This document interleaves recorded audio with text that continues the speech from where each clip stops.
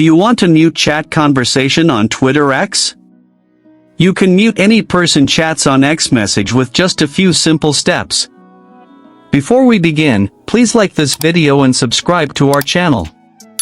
I've also included some helpful tools and apps in the description, so be sure to check them out.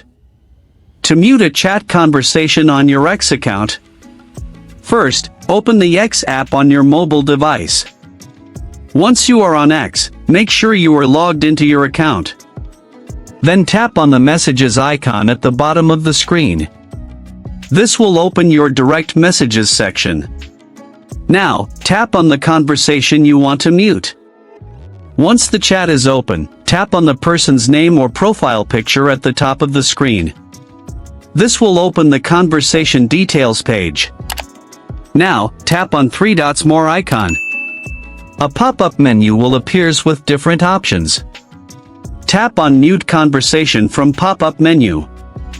Once selected, notifications from that conversation will be muted. You can still open and read messages in the chat, but you will no longer receive notifications until you unmute the conversation.